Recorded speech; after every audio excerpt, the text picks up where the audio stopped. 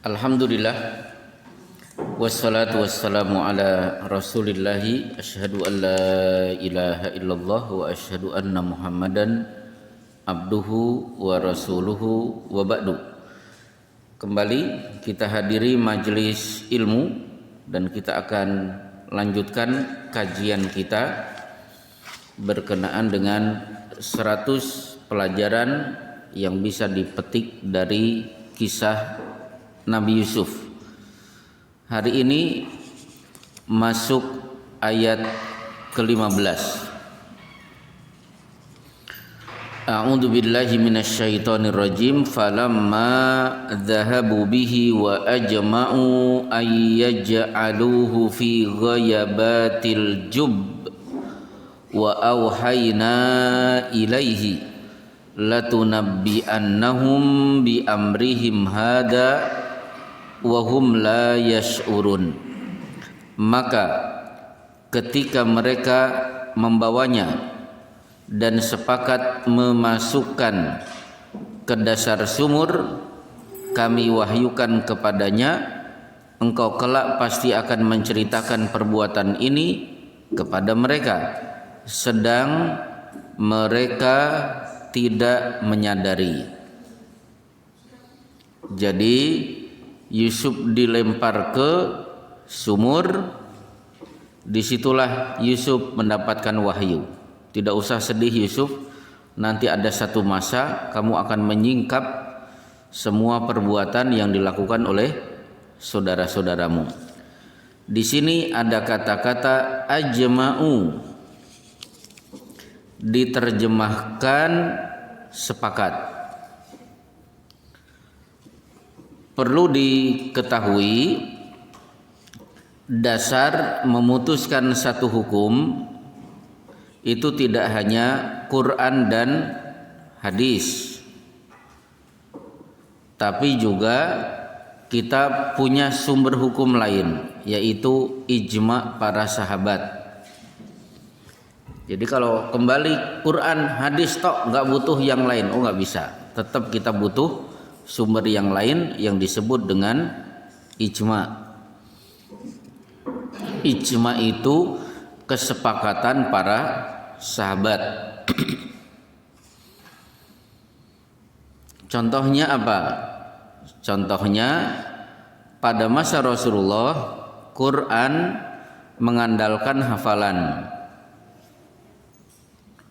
Ditulis juga tidak beraturan sebagaimana turunnya ayat. Kan turun ayat Iqra bismi rabbikal ladzi khalaq, cuma 5 atau 6 ayat. Belum selesai turun surat Ya ayyuhal mudaththir. Surat Ya ayyuhal mudaththir belum selesai turun surat Ya ayyuhal muzammil. Belum selesai turun surat Nun wal qalami wama yasturun. Nah, karena Quran itu turunnya tidak beraturan, maka sebagian sahabat ada yang menulis cuma sebagian ayat. Begitu Rasulullah wafat, Abu Bakar menjadi khalifah, memberangkatkan pasukan pada perang Yamamah dipimpin oleh Usamah bin Zaid untuk memerangi nabi palsu. Ternyata banyak sahabat yang hafal Quran mati syahid. Disitulah Umar resah, khawatir suatu saat Quran hilang. Akhirnya terjadi rembukan antara Umar dan Abu Bakar, sepakat mari kita bukukan Al-Quran menjadi satu mushaf. Jadi saya memegang Quran ini urut Al-Fatihah, Al-Baqarah, Ali Imran, An-Nisa, terus ini berdasarkan ijma. Jadi ini hasil ijma. Kalau menurut Quran dan hadis tok, ya udah, berarti gak usah megang Quran. Andalkan Quran itu dengan hafalan. Dulu huruf Arab tidak mengenal fathah, kasroh, domah, sukun, titik, sehingga tidak bisa membedakan bagi kita non Arab antara huruf ba, ta, sa, ya, nun. ketika Ali menjadi khalifah menugaskan Abu Aswad Ad-Du'ali untuk proyek agar Quran ditulis dengan huruf Arab, ada fathah, kasroh, dhammah dan titik. Berarti ini bukan Quran tulisan masa Rasulullah, tapi ini tulisan pada masa Ali bin Abi Thalib. Itu juga bisa dijadikan dasar hukum. Ternyata tidak hanya ijma. Banyak yang Bapak lakukan itu tidak bersumber dari Quran dan hadis. Contoh, takbir zawaid tahu Pak Agus? Kalau takbiratul ihram kapan? Kira-kira kapan? Di awal sholat. Allahu Akbar, itu kan takbiratul ihram. Kalau dari gerakan ke gerakan berikutnya kita mengucapkan takbir, itu disebut takbiratul intiqal. Intiqal itu berpindah dari sujud ke duduk, antara dua sujud. Allahu Akbar, itu takbiratul intiqal. Ada takbir zawaid dari kata-kata zada yazidu ziyadatan.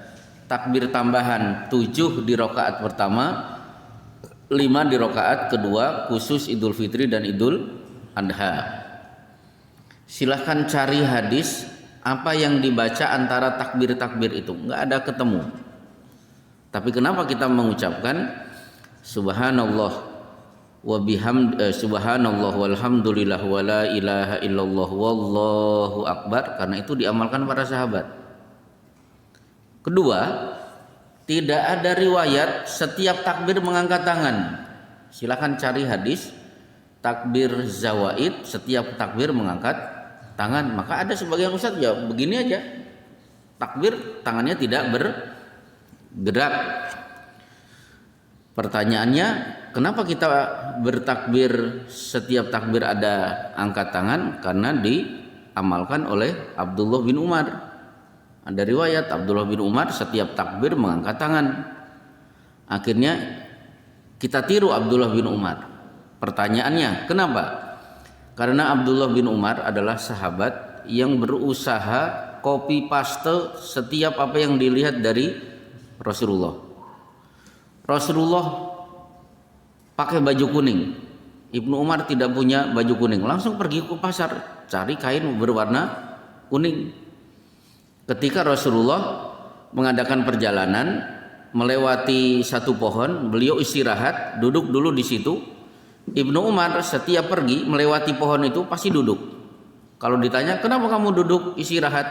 Saya istirahat karena saya pernah melihat Rasulullah duduk di sini. Maka logikanya tidak mungkin Ibnu Umar mengangkat tangan setiap takbir kecuali pasti dia pernah melihat Rasulullah melakukan itu. Jadi perbuatan para sahabat juga bisa kita jadikan salah satu sumber hukum. Contoh lagi apa? Qiyas. Nggak mungkin kita tidak pakai qiyas. Zakat fitrah itu kalau tidak pakai qiyas, Bapak harus mengeluarkan zakat pakai kurma. Tidak pernah Rasulullah mengeluarkan beras. Berarti mengeluarkan beras itu berdasarkan qiyas. Kurma makanan pokok orang Arab, beras makanan pokok orang Indonesia. Maka zakat fitrah berbentuk beras bukan berdasarkan Quran dan hadis, tapi berdasarkan qiyas. Baik, itu kalimat pertama. Kemudian di sini ada kata-kata al-jub. Jub itu sumur. Bagi yang belajar kitab At-Tadhkirah, mungkin Ustadz Subhan, saya kurang tahu sampai bab apa. Nanti ada bab khusus bagi orang yang mati kalau ingin punya pahala mengalir, salah satunya pernah mengeluarkan uang untuk wakaf sumur. Di kitab At-Tadhkirah. Nah, salah satu sahabat yang bisa mewakafkan sumur adalah Utsman bin Affan. Sumur Ar-Ruman itulah sumur Utsman bin Affan. Kemarin umroh tidak sempat ke situ, maaf Pak karena sibuk belanja kan. Jadi kita tidak sampai ke situ. Baik. Kemudian di sini begitu dilempar, kan Yusuf di sini wa auhayna, kami wahyukan kepadanya. Nah, para ulama menyebut ada 3 nabi yang sudah mendapatkan wahyu pada masa kanak-kanak. Rasulullah saja dapat wahyu usia 40 tahun. Tapi ada nabi jumlahnya 3 dapat wahyu itu ketika masih kanak-kanak.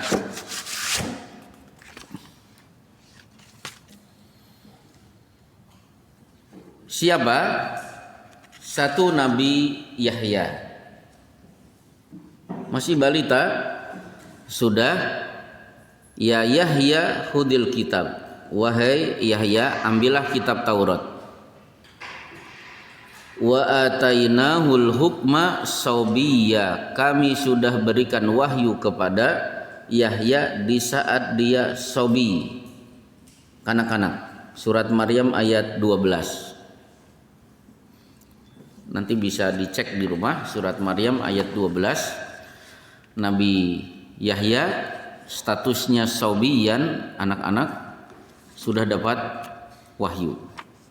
Yang kedua Yusuf, masih kecil dibuang ke sumur langsung dapat wahyu. Tidak usah sedih Yusuf, nanti suatu saat engkau akan menyingkap semua perbuatan kelakuan saudara-saudaramu.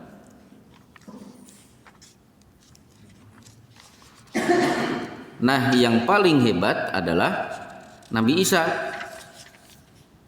Baru lahir sudah dapat wahyu. Bukan, di perut ibunya sudah dapat wahyu.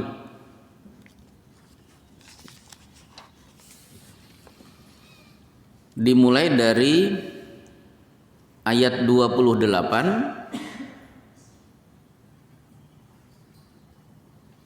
sampai 30.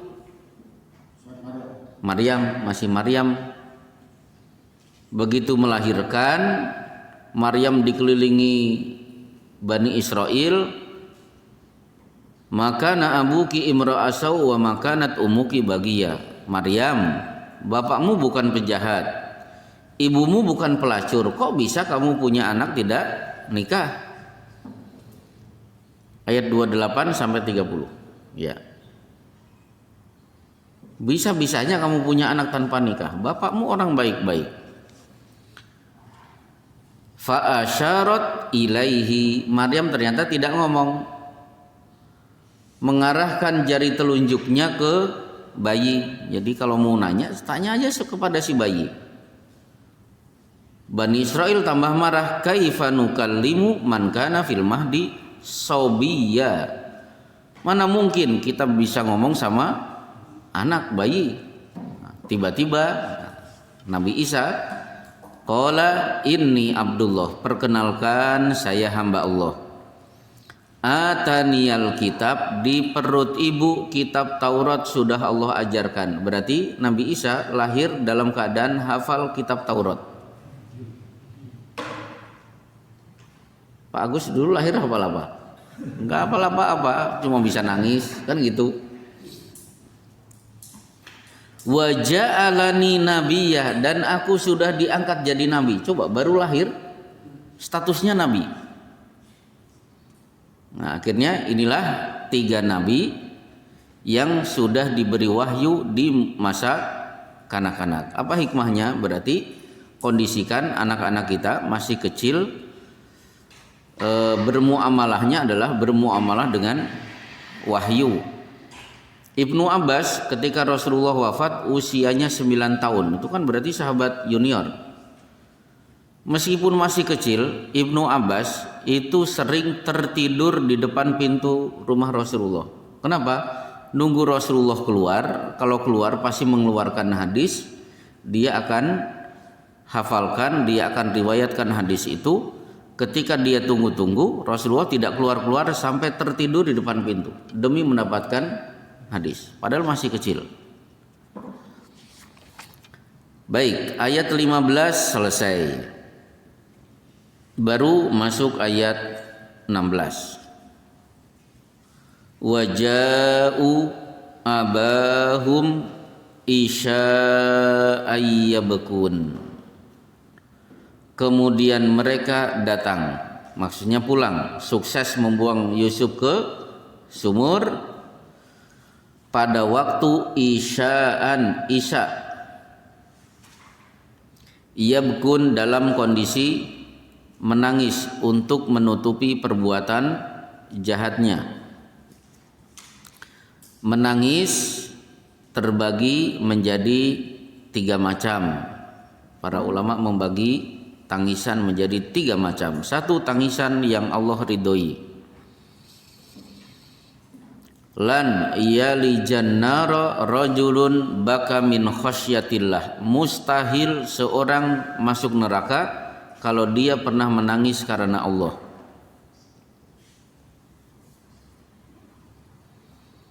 Ra'aitu Rasulullah wa fi sadrihi azizun ka azizil mirjali minal buka. Aku pernah perhatikan terdengar suara air mendidih di panci, ternyata itu tangisan Rasulullah saat beliau menunaikan sholat tahajud. Imam Hanafi itu punya istri, suatu hari istrinya kedatangan tamu. Melihat sajadah Imam Hanafi basah, si tamu mengira, apakah suamimu sudah ngompol? Oh enggak, ini bukan ompolan suamiku, tapi ini air mata suamiku ketika sholat tahajud.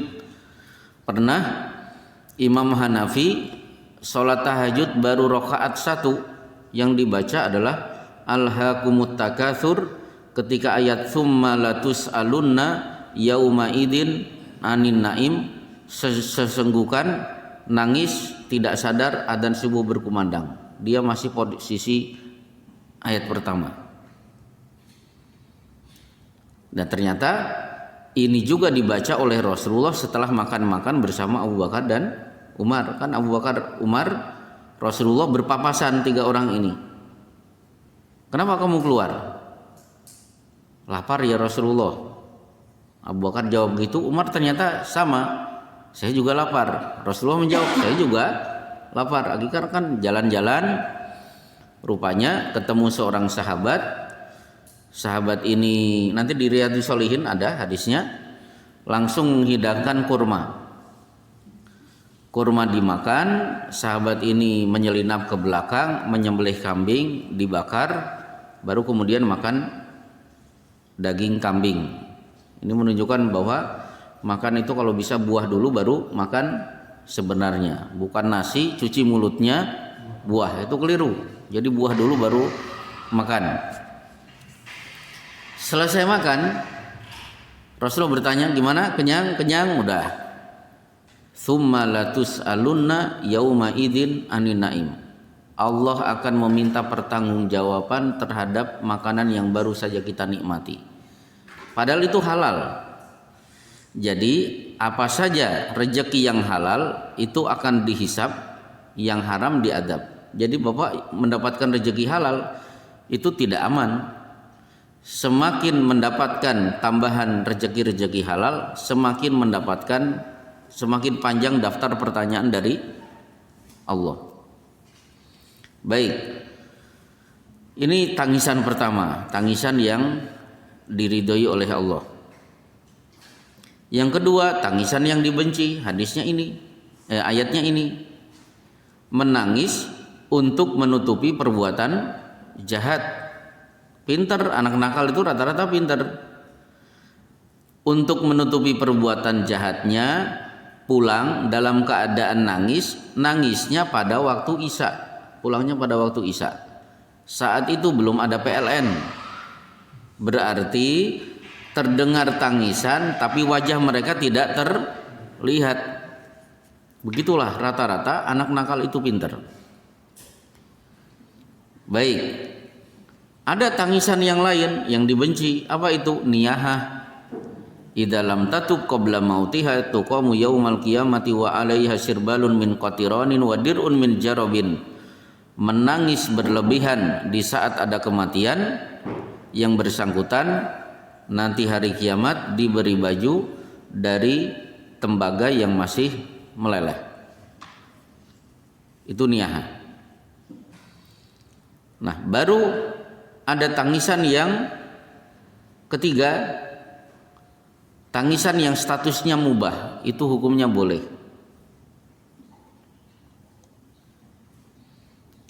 Seperti 16 bulan putra Rasulullah laki-laki Ibrahim meninggal dunia sambil digendong diletakkan di liang lahat. Rasulullah mengatakan innal aina tadma, air mata ini bercucuran, wal qalba yahzan, hati ini sedih, wala naqulu illa ma yarda rabbuna, tidak mungkin kami mengucapkan kalimat kecuali yang diridhoi oleh Rabb kami. Wa inna bi firaqika ya Ibrahimu lamahzunun, dengan perpisahan ini wahai putraku Ibrahim kita semuanya bersedih hati. Jadi tangisan sekedarnya sebagai ekspresi kesedihan itu hukumnya boleh.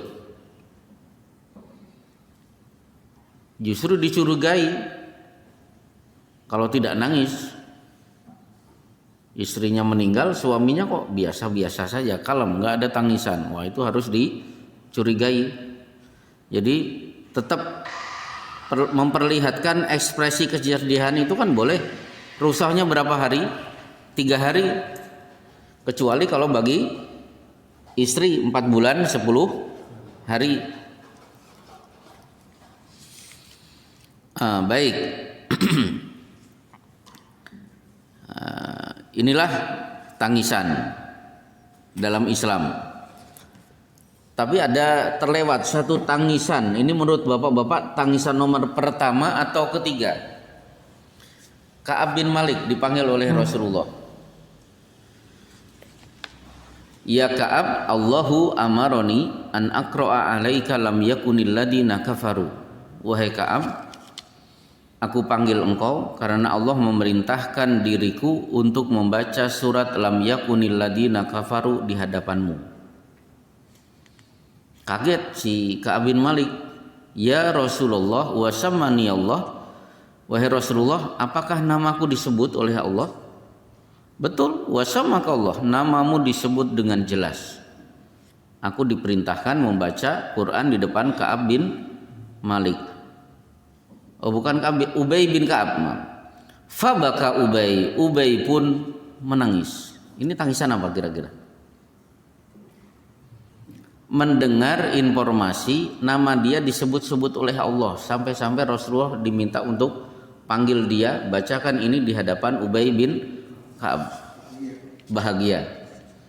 Itu tangisan apa kira-kira? Nomor 1 atau nomor 3? Nomor 1, bahagia karena Allah. Kan tangisan karena Allah. Seperti Pak Agus melihat pertama kali Ka'bah terus nangis, itu kenapa itu kira-kira? Wah, bahagia. Ya, biasanya lihat di kalender, ya Allah, ternyata di depan mata saya itu kan beda. Masya Allah. Jangankan pertama kali, setiap umroh saya ke sana itu saja tetap bercucuran air mata. Kemarin kan manasik haji, manasik umroh, manasik untuk menenangkan saja sebenarnya, karena jamaah bingung ini kapan berangkat. Nah, daripada kapan berangkat, kita bikin manasik. Ternyata ketika kita latih labbaik Allahumma labbaik, pada nangis, padahal belum berangkat. Baik. Kemudian di sini ada kata-kata isya'an, waktu isya. Baik, berarti kita bahas tentang sholat isya. Isya ini pembeda mana mukmin, mana munafik. Sebenarnya pembeda mana mukmin, mana munafik itu tiga sholat. 1 isya, 2 subuh, 3 asar. Rasulullah memberi ciri, kalau pengen tahu itu anak-anak buahnya Abdullah bin Ubay, tilka sholatul munafik, itulah sholatnya orang munafik, yajlisu yarkubu syamsa hatta ma baina qarnai syaitan fanaqaraha arba'an la yadhkurunallaha illa qalila. Si munafik itu waktu asar tiba masih duduk santai, giliran matahari hampir tenggelam, sudah berada di antara 2 tanduk setan, tergopoh-gopoh menyelesaikan 4 rakaat begitu cepat. Akibatnya tidak ingat kepada Allah kecuali sedikit. Nah, kalau isya dan subuh kan dirangkai, kita sering mendengar hadisnya, athqalus salat alal munafiqina salatul isya'i wa salatul fajri. Paling berat dilakukan oleh orang munafik adalah isya dan subuh. Nah, berkenaan dengan isya, pahala salat isya berjamaah, man shallal isya'a fi jama'atin faka'annama shalla nisfal laili, seolah-olah dia salat tahajud setengah malam. Tapi kalau dilanjutkan nanti subuh berjamaah, faka'annama shallal laila kullahu, seolah-olah dia salat subuh, salat tahajud semalam suntuk. Kemudian isya ini salah satu salat yang boleh diundur pelaksanaannya. Meskipun ada satu lagi salat yang boleh diundur, yaitu salat duhur ketika berada di puncak musim panas. Idzastaddal harru fa'abridu bisalah. Bila cuaca matahari begitu panas menyengat, tunggu sampai panasnya sudah reda. Fa inna syiddatal hari min faihi jahannam, karena sengatan matahari yang terasa menyengat itu berasal dari uap neraka jahanam. Duhur boleh diundur. Nah, isya itu boleh diundur. Wa dzalika fi amrin minal muslimin, kalau kita punya perkara-perkara penting berkenaan dengan kepentingan umat Islam. Contohnya di Islamic Center Kampung Sawah, Ustadz Farid Uqbah itu mengisi kajian ba'da maghrib malam Ahad. Begitu waktu isya masuk, adzan berkumandang, adzan selesai, kajian dilanjutkan. Setelah itu tanya jawab, 8:30 baru iqomat. Itu berarti melaksanakan sholat isya diundur. Bahkan Rasulullah pernah melaksanakan sholat isya menjelang pertengahan malam, dan beliau bersabda, wa innahu lawaqtuha laula asyqa ala ummati. Sholat isya yang diundur menjelang pertengahan malam itu lebih baik seandainya tidak memberatkan umatku. Nah, di Indonesia saya pernah mengunjungi di daerah Magelang, ada pondok pesantren, santrinya sholat isya jam 9. Ba'da maghrib santri dipersilahkan makan, diberi waktu, nanti bel berbunyi, wajib sudah berada di kelas belajar malam. 9:kurang 1/4 ada bel, pergi ke masjid, jam 9 sudah iqomat sholat isya. Tapi tadi fi amrin minal muslimin, berkenaan dengan kegiatan-kegiatan umat Islam. Selesai ayat ke-16. Baru ayat ke-17. Qalu ya abana inna dhahabna nastabiku wa tarakna yusufa inda mata'ina fa'akalahu dhi'bu wa ma anta bimu'minin lana walau kunna shadiqin. Mereka berkata, wahai ayah kami, sesungguhnya kami pergi berlomba, maksudnya dulu-duluan, lari, dan kami tinggalkan Yusuf di dekat barang-barang kami, lalu dia dimakan serigala, dan engkau tentu tidak akan percaya kepada kami sekalipun kami berkata benar. Sebagian ulama menyoroti kata-kata berlomba, bahasa Arabnya musabaqah, nastabiku, istabaqo, yastabiku, istibaqon, musabaqah. Perlombaan ini biasanya ada hadiah. Para ulama sepakat kalau hadiah itu diambil dari iuran peserta pendaftaran, itu termasuk judi. Jadi tidak boleh. Peserta wajib daftar, nah dari uang pendaftaran itu digunakan untuk membeli hadiah. Hukumnya tidak boleh. Yang boleh kalau hadiah diambil dari panitia atau sponsor, itu satu. Atau yang kedua, caranya begini, misalnya saya nantang Pak Agus lomba lari. Pak Agus, saya tantang lari dari Rawapanjang sampai Karawang. Ya nggak apa-apa. Toh ini cuma contoh kan. Kalau Pak Agus menang, saya kasih tiket umroh gratis. Kalau Pak Agus yang menang. Tapi kalau saya yang menang, Pak Agus kalah, Pak Agus tidak usah mengeluarkan sepeser pun uang. Itu boleh. Itu bukan judi. Jadi hadiah itu caranya dua. Satu, diambil dari sponsor, panitia atau pihak ketiga. Atau yang kedua, satu di antara dua peserta itu menawarkan, mari kita lomba lari, siapa yang menang? Kalau Anda yang menang, saya berikan hadiah. Saya yang menang, Anda tidak usah memberikan hadiah sepeser pun kepada saya. Nah, itu boleh mengambil hadiah seperti itu.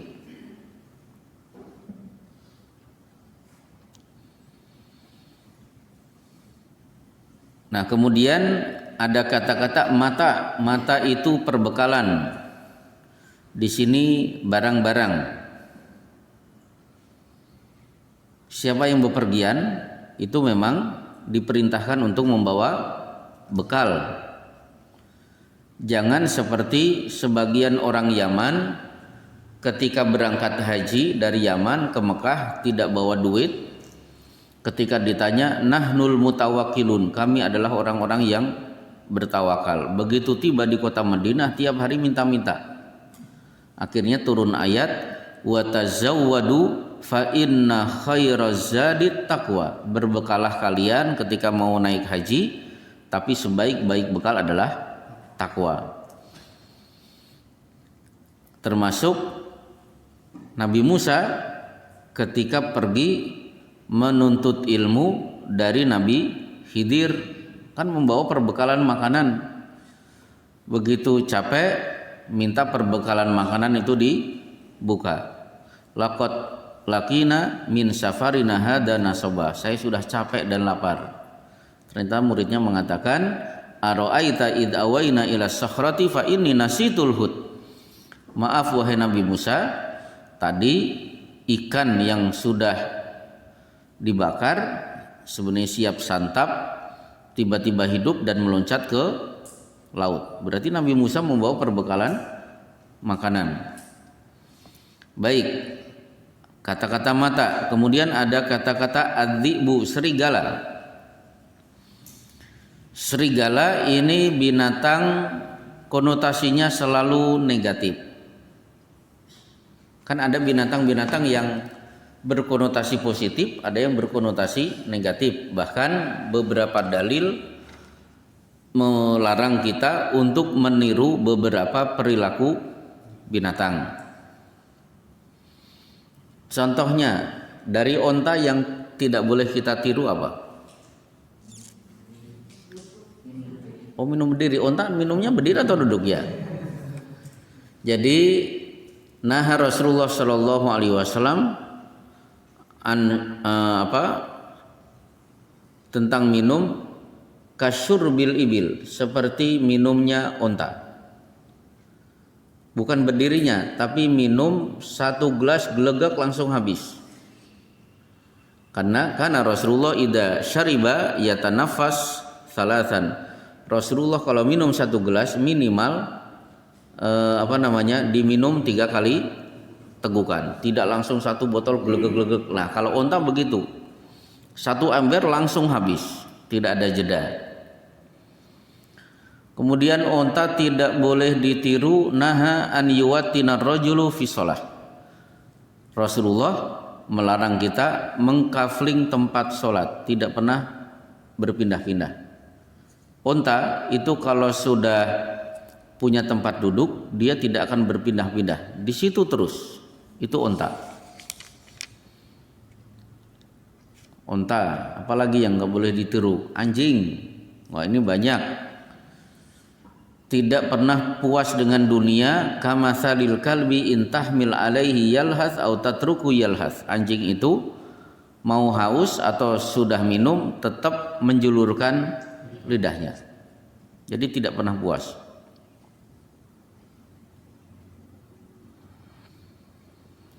Burung gagak tidak boleh ditiru seperti sholat,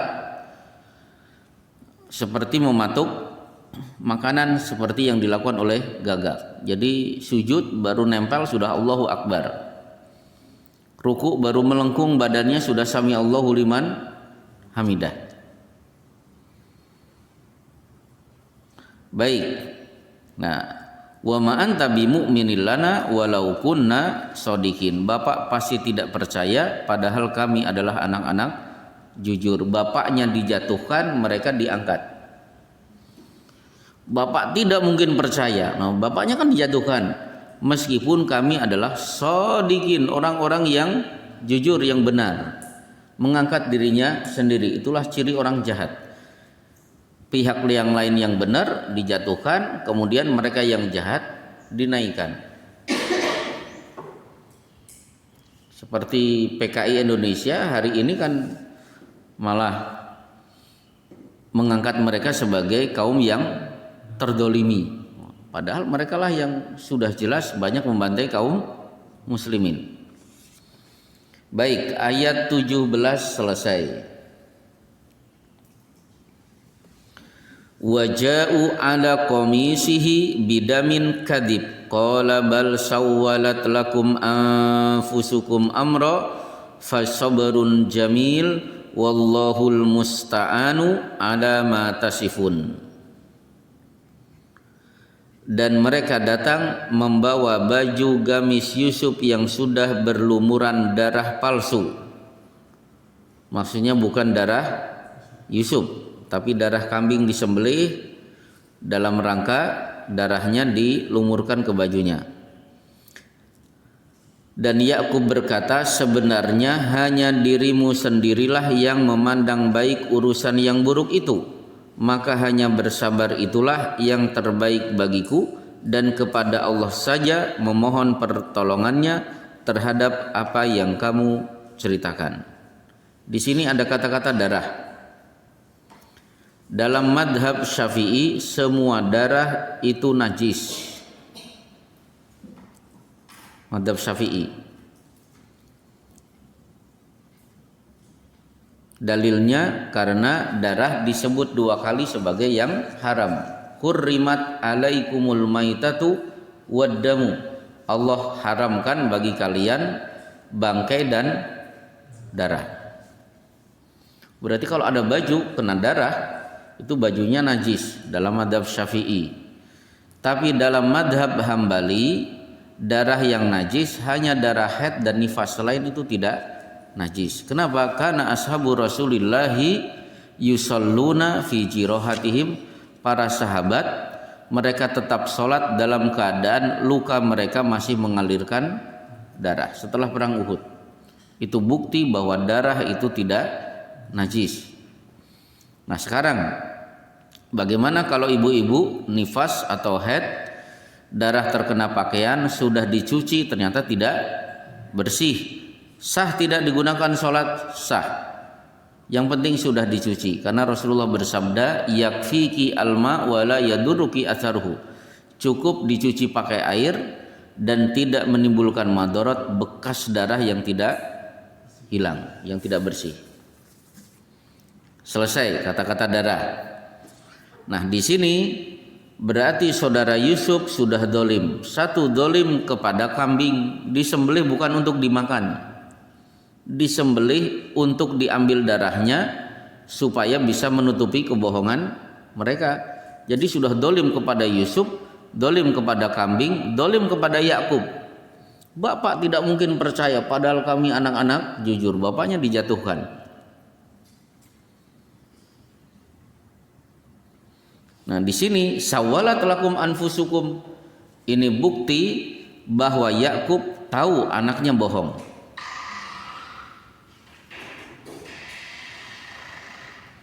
Dalam riwayat, Yakub memperhatikan baju Yusuf. Kalau memang Yusuf dimakan serigala, diraba-raba, ternyata tidak ada yang sobek.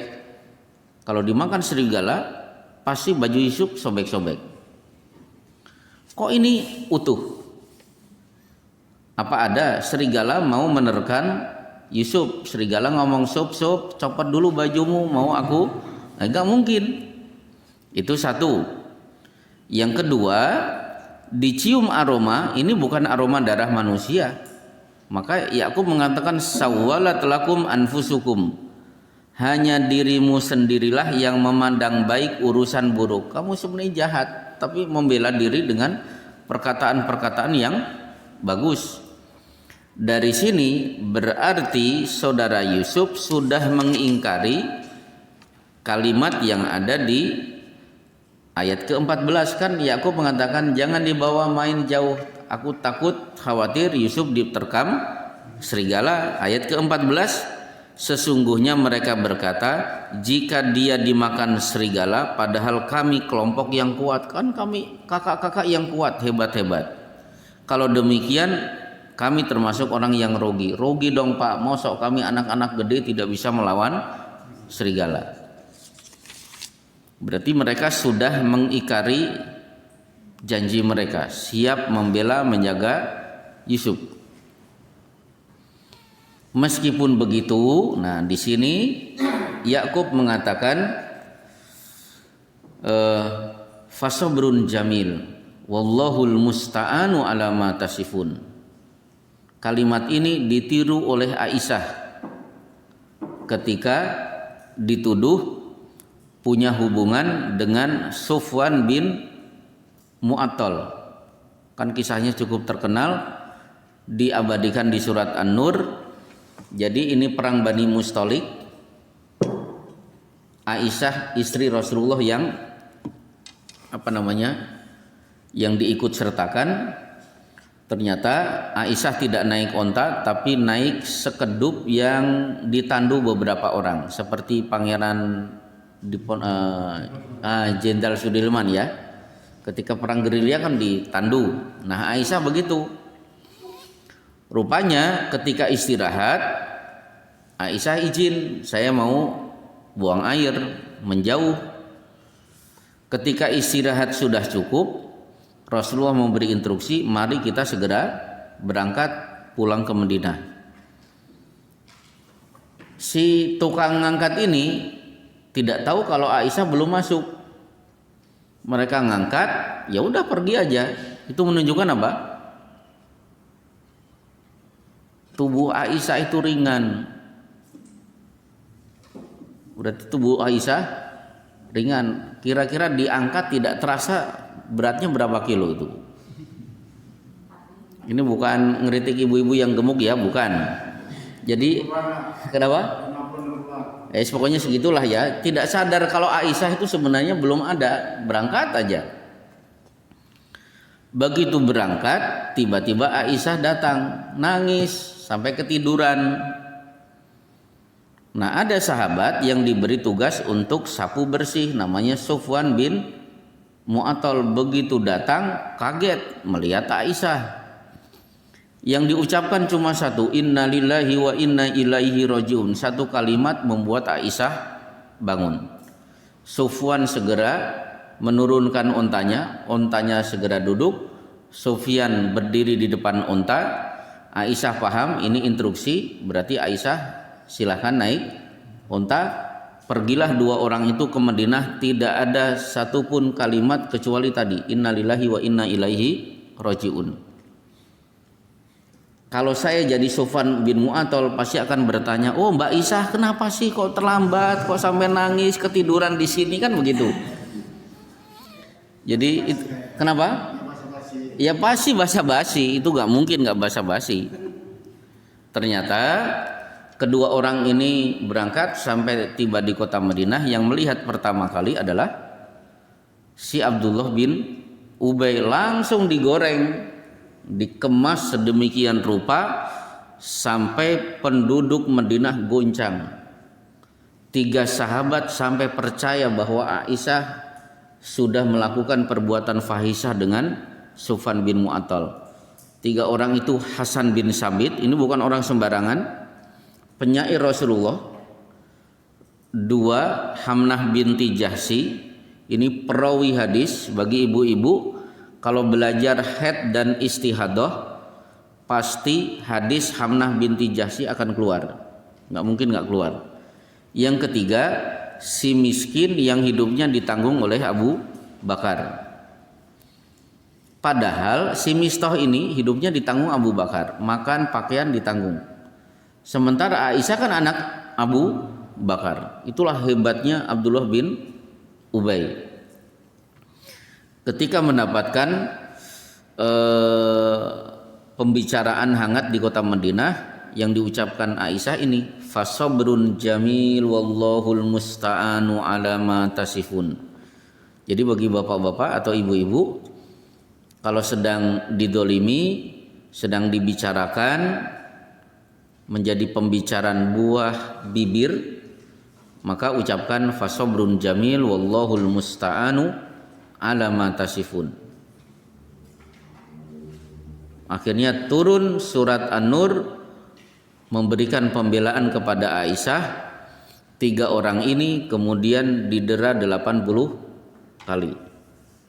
Jadi menuduh wanita muslimah atau wanita mukmin, laki-laki mukmin berzina, dia tidak punya bukti saksi, itu kena 80 kali. Begitu Mistah ketahuan ikut percaya kepada berita Abdullah bin Ubay, Abu Bakar marah, kemudian bersumpah, demi Allah mulai hari ini aku tidak akan menyantuni Mistah lagi. Kan wajar sebagai orang yang anaknya difitnah oleh orang itu, sementara orang itu hidup dari Abu Bakar. Hingga akhirnya turun turun ayat membela Aisyah dan menegur Abu Bakar tidak boleh bersumpah untuk tidak berbuat baik. Wala ya'tali ulul fadli minkum wasa'ati ayyutu ulil qurba wal masakin wal muhajirina fi sabilillah. Tidak boleh bersumpah untuk tidak menyantuni orang miskin, kaum kerabat, kaum muhajirin. Wal ya'fu wal yasfahu. Abu Bakar maafkan dia. Akhirnya Abu Bakar mencabut sumpahnya dan kembali menyantuni Mistah.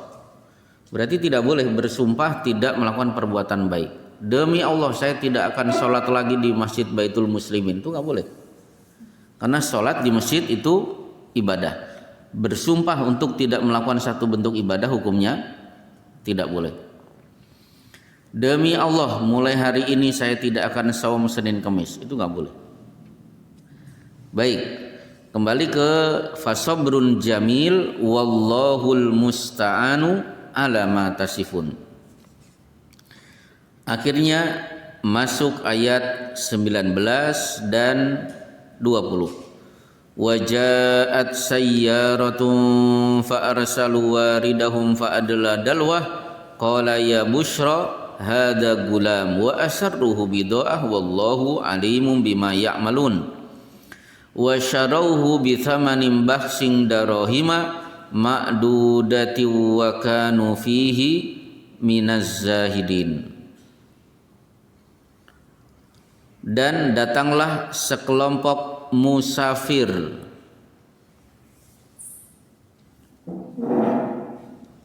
mereka menyuruh seseorang mengambil air, lalu dia menurunkan timbanya dan berkata, oh senangnya ini ada seorang anak muda. Kemudian mereka menyembunyikannya sebagai barang dagangan dan Allah Maha mengetahui apa yang mereka kerjakan. Dan mereka menjualnya, Yusuf dijual dengan harga yang rendah, yaitu beberapa dirham saja, sebab mereka tidak tertarik kepadanya. Nah, di sini ada sekelompok musafir, berarti mereka bersafar. Yang perlu Bapak ketahui tentang safar, satu, safar adalah sunnah para nabi. Tidak ada nabi kecuali hidupnya dipenuhi dengan safar. Nabi Yusuf lahir di daerah Kan'an, Palestina. Kemudian bersafar karena dia dijual belikan ke Mesir. Kemudian Nabi Ismail lahir di Palestina, baru lahir sudah digendong ibunya diantar Ibrahim ke Mekah. Yang lebih hebat lagi, Nabi Musa baru lahir disuruh safar sendirian, dibuang ke sungai. Itu kan berarti safar paling hebat. Kemudian besar di negeri Mesir, setelah itu kesandung masalah, menampar pemuda Mesir sampai mati. Kemudian apa? Menjadi buronan, lari ke negeri Madian.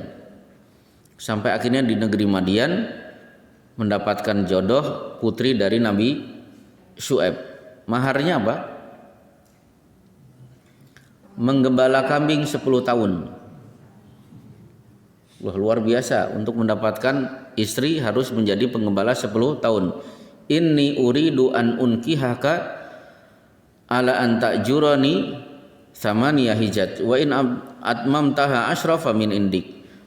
Aku akan nikahkan dirimu dengan putriku dengan syarat gembalakan kambing-kambingku 8 tahun. Tapi kalau 10 tahun itu jauh lebih baik. Akhirnya Musa mengambil 10 tahun. Baru akad nikah tiba-tiba idhab ila fir'auna innahu taghaw. Musa pergi temui Fir'aun, dia sudah melampaui batas. Langsung bersama istrinya pergi ke Mesir. Berdakwah, duel dengan tukang sihir hingga akhirnya menjadi buron lagi, dikejar-kejar menyeberang Laut Merah hingga akhirnya Nabi Musa kemudian tiba di kota Palestina dan meninggal di Palestina. Termasuk Rasulullah lahir di Mekah, karena dakwah beliau harus hijrah ke Madinah. Berarti ini safar. Di Madinah selama 11 tahun mengendalikan 74 kali perang. Berarti beliau sering bersafar. Catatannya adalah seorang musafir, para sahabat, para nabi itu tidak ada yang mati di tempat kelahirannya. Rasulullah lahir di Mekah, meninggal di Madinah. Nabi Musa di Mesir, meninggal di Palestina. Ismail lahir di Palestina, meninggal di Mekah. Pak Agus pernah musafir? Berarti belum, kelihatannya dari kecil sampai ini usia. Ibu-ibu yang bukan asli Bekasi siapa? Asalnya mana, Bu? Kuningan mana? Kuningan Jakarta atau Jawa Barat sana, Cirebon? Oh, Jawa Barat. Ibu mana, Bu? Ya. Banjar. Banjarmasin atau Banjar Ciamis? Oh, Banjar Ciamis, kan Banjar kan ada 2. Teman saya kan dulu di pesantren ngakunya dari Kuningan, ngomongnya Betawi, ternyata Kuningan Cirebon. Ketahuan akhirnya. Baik. Nah, ibu dari lahir di Banjar, sekarang di sini. Nah, Rasulullah lahir di Mekah, meninggal dunia di Madinah, tidak di Mekah. Berarti kira-kira ibu meninggal di dunia di mana? Di Banjar atau di Bekasi? Oh, pengen di Madinah, masya Allah. Saya lahir di Cakung, tinggal sekarang di Banjar. Lah Cakung di sini kan bukan, nggak ada qasar sholat, nggak ada. Jakarta sama Jawa Barat. Iya kan beda tipis, sama-sama Betawi juga. Iya ya. Ya udah saya terima usulnya, nggak apa-apa. Udah capek-capek usul. Baik. Jadi para nabi itu meninggal dunia di daerah safarnya, tidak meninggal dunia di tempat kelahirannya. Dari sini si musafir ini menggunakan kata-kata sayyaratun, sekelompok musafir. Ini menunjukkan bahwa safar memang disunahkan berjamaah karena Rasulullah bersabda ar-raqibu syaitanun. Orang yang bersafar sendirian dikuntit satu setan. War-raqibani syaitanani, dua orang bersafar dikuntit dua setan. Wassalasatu raqbun, kalau dia bersafar tiga orang setan tidak akan ikut. Berarti safar itu dianjurkan berjamaah, tidak sendirian, tidak berdua. Apalagi malam hari. Lau ya'lamuna ma fil mihdah masara raqibun billaili wahdah. Kalau kalian diberi indra oleh Allah bisa melihat penampakan setan, niscaya kalian tidak berani keluar sendirian di malam hari. Baik, sayyaratun selesai. Akhirnya nemu anak, ya busyra. Itu ungkapan kebahagiaan menemu barang. Ya busyra. Ini anak. Akhirnya mereka jadikan barang dagangan. Padahal Rasulullah bersabda dalam satu hadis qudsi, Allah berfirman, ana khosmuhum yaumal qiyamah. Aku akan langsung menuntut orang itu pada hari kiamat.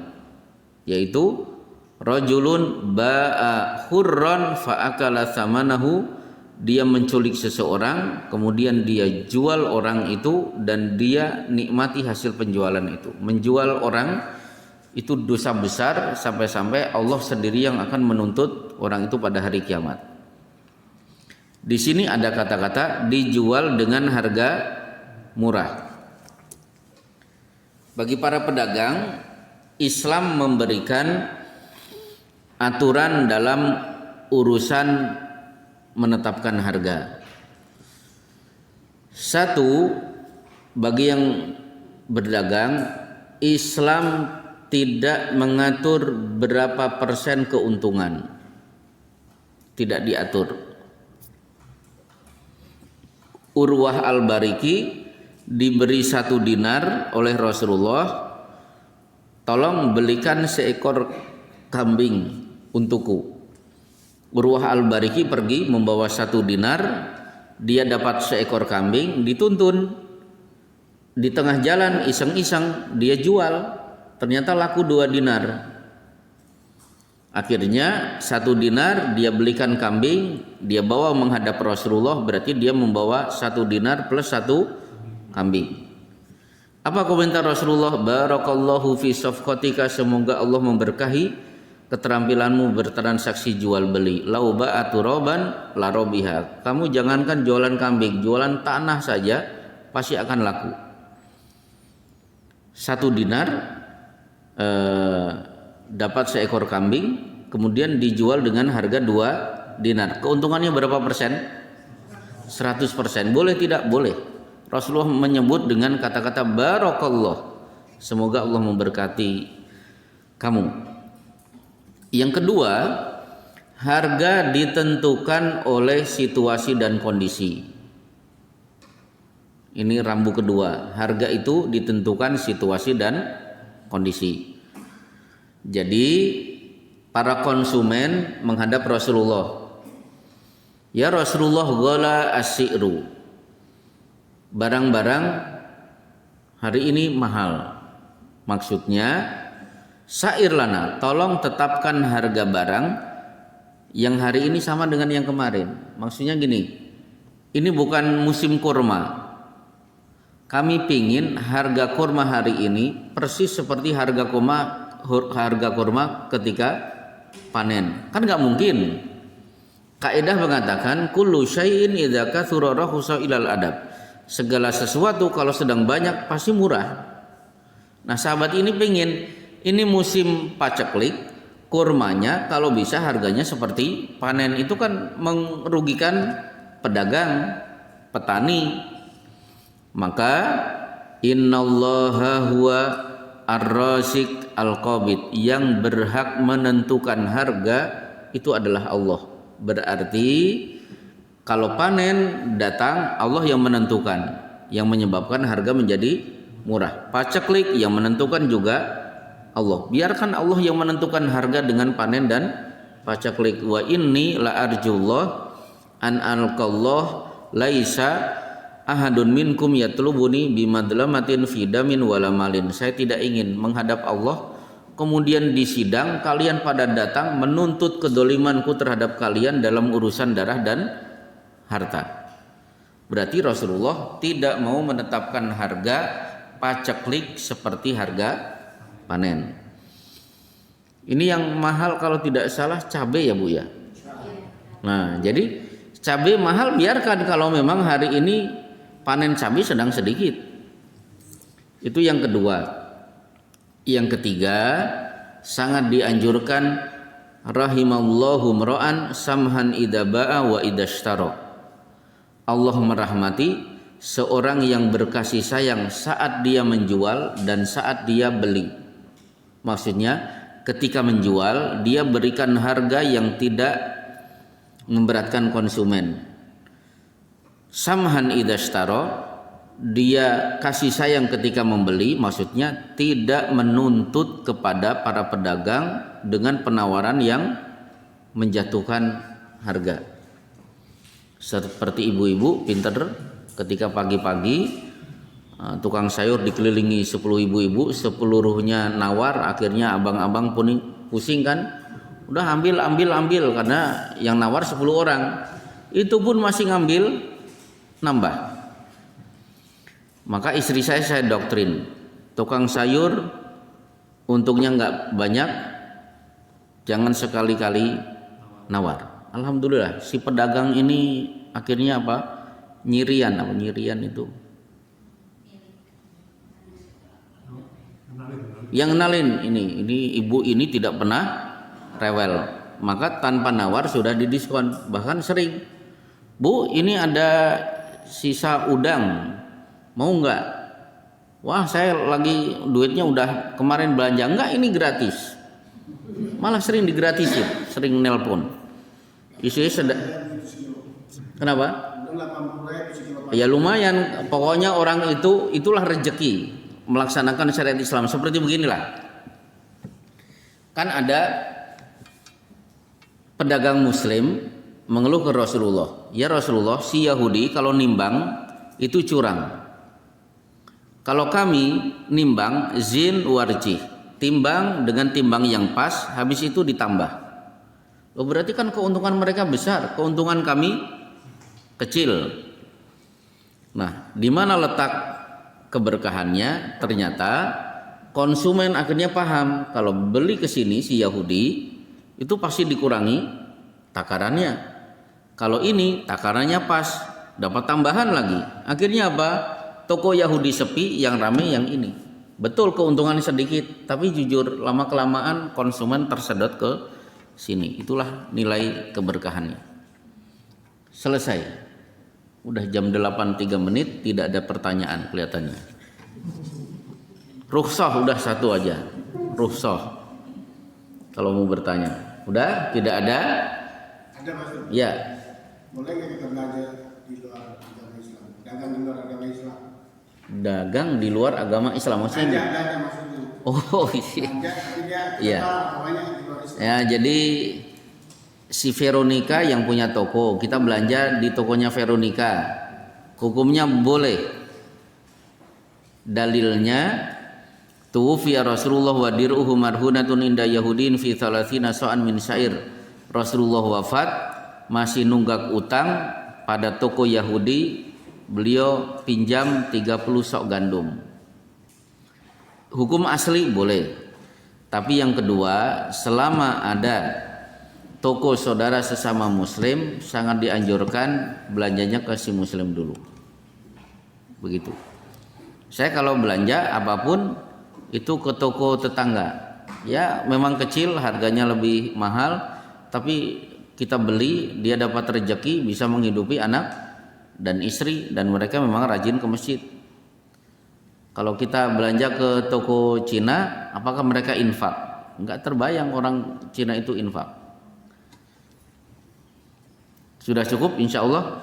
Inilah kajian kita. Wassallallahu ala Muhammad wa ala alihi washabbihi wasallam. Subhanaka Allahumma wa bihamdika asyhadu an la ilaha illa anta